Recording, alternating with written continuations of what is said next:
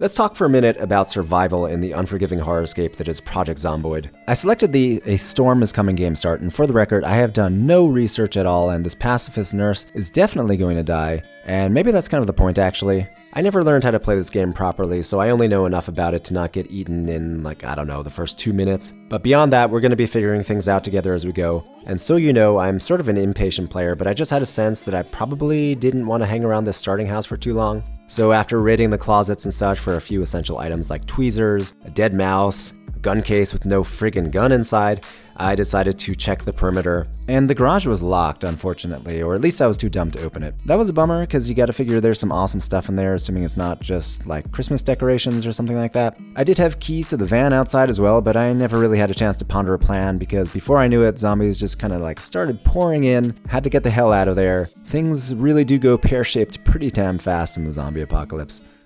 Yeah, so the starter home was compromised big time, probably as a result of my own stupidity, and I have to be honest, I pretty much thought I was done before I even started, because no matter which direction I turned, I seemed to be finding throngs of zomboids. I mean, I do enjoy shoving around the undead and stomping on their heads, I mean, I really do, but it's almost always a mistake in uncontrolled situations, so I just kind of like booked it out of there. I kept booking it until I found a tree line, and I've got pretty much no visibility at all in the forest, which sucks, but maybe when you think about it, it's better if Jordan doesn't see his death coming. I did remember at this point that I could use the nifty walk to functionality in order to allow him to navigate this wilderness on his own without getting all scratched up. So that's at least one smart thing that I did do. I really have no awareness of how detailed these maps are, and I was actually starting to doubt that I would ever find another man-made structure when I finally stumbled upon a barn, which led me to a farmhouse, and of course I made the bold assumption that everybody inside was already zombie food, so you know, I climbed through the window just like a casual home invasion. I wonder how that will work out for me.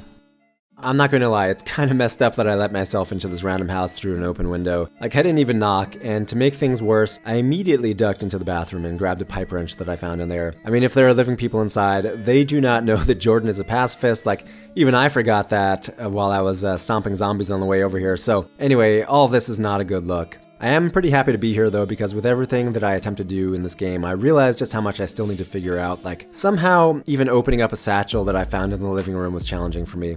But at least I finally have the luxury to be methodical, I think. So, you know, room by room, corners and doors, that kind of thing. There was a zombie in the storeroom. She wasn't being coy about her presence there. She was banging on the door and whatnot. So, you know, a good opportunity to break in the new wrench, I guess. And then after that, I made myself a marmalade sandwich with some food that had been helpfully left out on the table. Thrilling stuff, I know.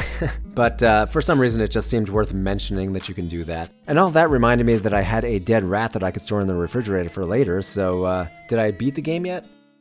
From the living room window, I could see something like a tool shed on the property. And again, zombies in this playthrough, they are not really playing the subtlety card. This one literally threw herself through a window at Jordan, so we brained her with the wrench and reclaimed her baggy jeans. Luckily, the other window was unlocked, so Jordan didn't have to shred up his hands climbing inside, because one way or the other, I was definitely entering that tool shed. And, you know, I found a box of screws and a screwdriver inside, which on the surface seems like it should be amazing, but you basically can't do jack without a hammer in this game, I guess. I mean, like, I couldn't find anything inside the house that I could actually disassemble, like no IKEA furniture, for example. And even if I did, I guess you still need a hammer and nails to do anything with it. So after clearing the perimeter, I was officially at the point where I kind of was just done. I don't know what to do anymore. And with that said, I felt like I had done enough anyway, so I went upstairs, did some burpees, and put Jordan to bed, knowing this was probably the last good sleep he would ever have. It's clear nobody's coming to rescue him. He is well and truly screwed, but you know, he is alive for now.